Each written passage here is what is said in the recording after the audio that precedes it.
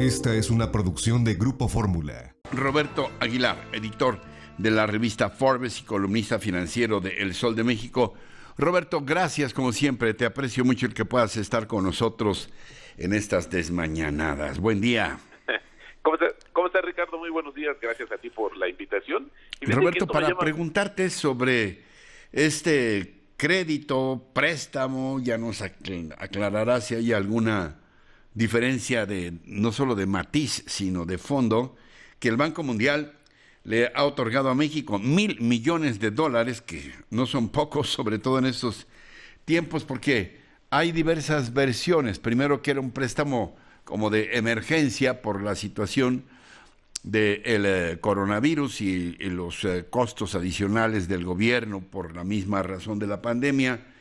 Y luego que no, que es algo que se había tramitado desde hace tiempo. Ayer el propio presidente López Obrador dijo que era un crédito de trámite, así le llamó.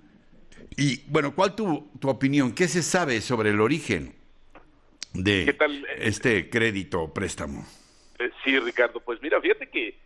para empezar un poco, yo creo que hay que destacar que esta situación de la palabra deuda no genera miedo, sino es un pavor, todo lo que tiene que ver con el tema de endeudamiento con el gobierno, porque pues al principio no quedaba muy claro para qué se iban a utilizar, cuál era el origen, como tú acabas de apuntar, si se había dado o no en el marco del apoyo del coronavirus, pero la verdad es que es interesante también comentar, o es muy importante, que pedir dinero no es malo siempre y cuando los recursos los utilices para apalancar proyectos o programas de crecimiento económico. Como te decía, no es para el coronavirus, como hay una lista de países. De hecho, el Banco Mundial está comentando que en los próximos 15 meses alcanzará $160,000 millones el apoyo que ha dado a diferentes países, y buena parte de esta suma pues va a estar encaminada a los gobiernos de América Latina y el Caribe. Uno pensaría de inmediato que era para eso, pero bueno, pues no, se empezaron a generar ahí las confusiones, incluso desde el fin de semana con la información que trascendió y se dio a conocer por otros medios, y hasta después el gobierno, a través de la Secretaría de Hacienda, pues trató un poquito de explicar, pero creo que más bien confundió más todavía el origen y los destinos de este crédito por $1,000 millones. Y como decías, yo ayer me preguntaba al inicio, ¿cómo es posible que un organismo tan importante, porque eso también hay que considerar, el préstamo recibido por México fue a través de uno de los brazos financieros del Banco Mundial, ¿cómo es posible que no haya habido una definición clara que para qué quieres los $1,000 millones? Eso sí, hay que comentarlo, que esto responde también a las características de la economía mexicana, de una relativa solidez, y los trámites. Ayer ya se aclaró que justamente se van a utilizar estos recursos para un programa de inclusión financiera en los jóvenes. Esto es algo que, bueno, pues te decía que hasta después supimos justamente cuál es el origen, y esto lo dijo justamente ayer el subsecretario de Hacienda, Gabriel Llorio, y también dijo que el préstamo no es que se lo haya otorgado el Banco Mundial, sí hubo una solicitud expresa de parte de México que fue el 19 de mayo del 2020, no el año pasado como había dicho el presidente en su junta, en su reunión, y también esto lo hizo ante el directorio ejecutivo, es decir, quienes autorizan los recursos por parte del Banco Mundial. Sí, ahora bien, en cuanto a, hablábamos del origen, en cuanto al destino, estos recursos del Banco Mundial, ¿vienen ya etiquetados o el gobierno mexicano tiene la discrecionalidad, la facultad de poderlos aplicar, en este caso, en un programa de jóvenes, un programa emparentado con el de Jóvenes Construyendo el Futuro o algo así? Es decir, recursos financieros para un programa de carácter social y no un impulso a la producción para salir de la crisis. Bueno, en realidad, si uno lo ve de cara a los planes que otras economías, por ejemplo la de Japón, ha hecho o ha instrumentado justamente para tratar de paliar los efectos de la pandemia en su economía y que se recupere más rápido, pues por ejemplo 40% del tamaño de la tercera economía más grande del mundo, pues no se compara ni siquiera con estos $1,000 millones, pero sin embargo, al inicio, justo en los documentos que empezaron a circular, efectivamente no había una claridad, incluso esos renglones estaban vacíos Ricardo, donde se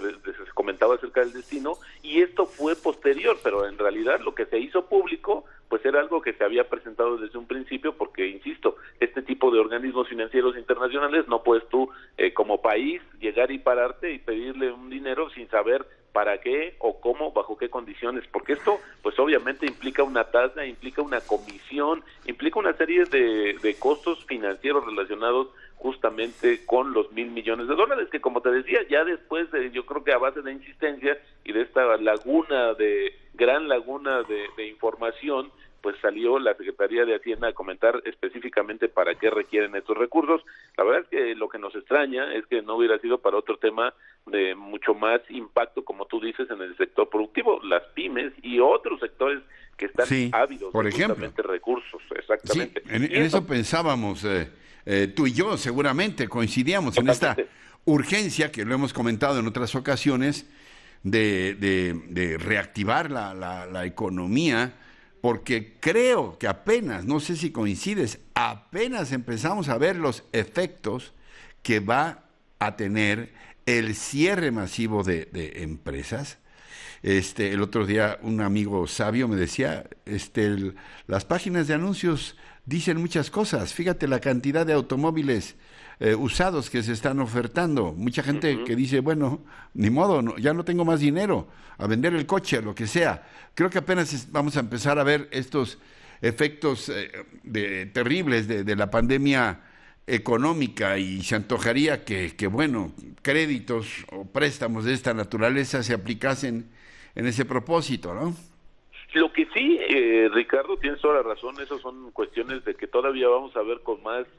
fuerza los efectos, como tú bien apuntas, de la pandemia, porque justamente ya se están contabilizando en varios de los indicadores, y no solamente en México, sino también en el mundo. Estamos hablando de tasas en el segundo trimestre, una caída anual que sería arriba del 30% para Estados Unidos y también para México. Imagínate, eso sería histórico, y bueno, pues la apuesta es que posteriormente se comience a recuperar, pero sí, en el caso de México, que por cierto, ayer el Fondo Monetario Internacional, otro organismo financiero internacional, también puso el dedo sobre la llaga, hablando sobre la falta de un plan de choque por parte del gobierno de México, que esto pues va a tener implicaciones muy costosas al momento de que comience la recuperación, porque ahí nos vamos a quedar rezagados. No hay de otra, mi estimado Ricardo. No tenemos una opción más, ni siquiera podernos enganchar de la economía de Estados Unidos, que está hoy más pendiente y obviamente preocupada por reactivar su propia economía, y después el resto de las cuestiones que tienen que ver con el intercambio comercial. Algo más que puntualizar, mi querido Roberto, algo que no te haya preguntado. Pues básicamente comentar y coincidir contigo, mi estimado Ricardo, de que sí, estamos todavía viendo apenas la punta del iceberg, y desafortunadamente habrá más episodios en ese sentido de caídas tan importantes, tan pronto como esta semana, Ricardo, que vamos a conocer el viernes el dato de los afiliados al Instituto Mexicano del Seguro Social, donde bueno, también esa es una manera de medir el empleo formal en México, que no es todo el desempleo que se está generando, pero sí es un indicador importante, y ya estaríamos, yo insisto, superando el 1,000,000 de plazas, o la destrucción de 1,000,000 de plazas en estos meses, mi estimado Ricardo. Roberto Aguilar, como siempre, gracias. Encuentra más contenido como este en radioformula.mx.